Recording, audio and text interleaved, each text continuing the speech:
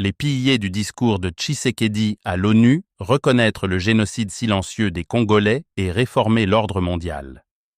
À la 80e session de l'Assemblée générale des Nations unies, le 23 septembre 2025, Félix Tshisekedi, président de la République démocratique du Congo, a livré un discours qui transcende le rituel diplomatique pour devenir un cri de guerre contre l'oubli et l'impunité.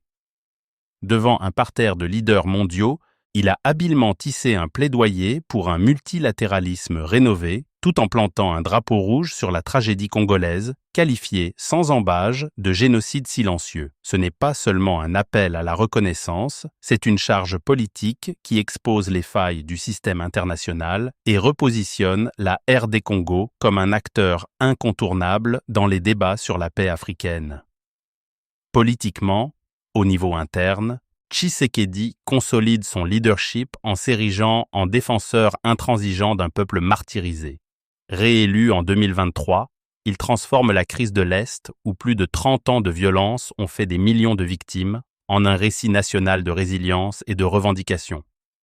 En décrivant la RDC comme un pays de vie, de richesse naturelle et de résilience humaine, il inverse le narratif victimisant pour projeter une image de force potentielle, entravée par des forces extérieures.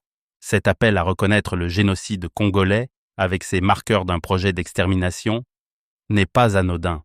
Il vise à unir les Congolais autour d'une cause commune, à légitimer des mesures sécuritaires renforcées et à contrer les critiques sur l'inefficacité de son gouvernement face aux groupes armés comme le M23 AFC.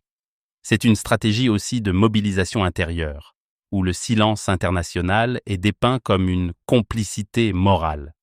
Sur la scène internationale, Tshisekedi joue une partition audacieuse alignant la RDC sur les grandes réformes de l'ONU tout en dénonçant ses hypocrisies. Il célèbre l'élection récente de la RD Congo comme membre non permanent du Conseil de sécurité pour 2026-2027, promettant de prioriser la paix et la prévention des conflits, un engagement qui résonne avec le nouvel agenda pour la paix de l'ONU. Mais le vrai coup de maître est son plaidoyer pour une refonte du Conseil, réaffirmant la position africaine du consensus des Ulwini, des sièges permanents pour l'Afrique, avec droit de veto pour corriger les injustices historiques d'un organe dominé par les vainqueurs de 1945.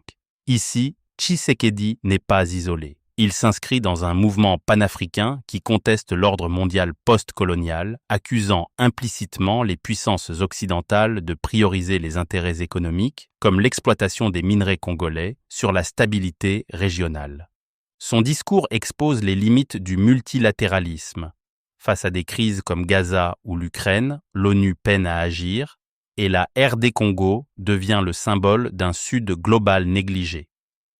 Le pivot central, percutant et stratégique, reste l'appel solennel à reconnaître le génocide congolais. Tshisekedi ne mâche pas ses mots. Ce n'est pas seulement un conflit, c'est un génocide silencieux qui frappe le peuple congolais depuis plus de 30 ans. Il accuse, sans nommer directement, le Rwanda et ses proxys d'orchestrer une extermination systématique dans un Est congolais ravagé par des prises de villes comme Goma et Bukavu. Cet usage du terme génocide est une dénonciation et un calcul diplomatique. Il élève la crise au rang des horreurs reconnues, comme le Rwanda de 1994, pour débloquer des mécanismes onusiens.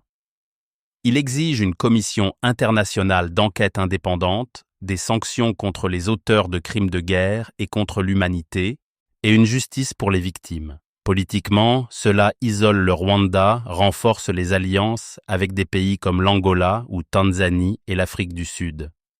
En somme, ce discours n'est pas un simple exercice rhétorique, c'est une offensive politique qui force le monde à regarder l'Afrique centrale en face. Tshisekedi transforme la vulnérabilité congolaise en levier pour une reconnaissance globale, challengeant un ordre international inéquitable.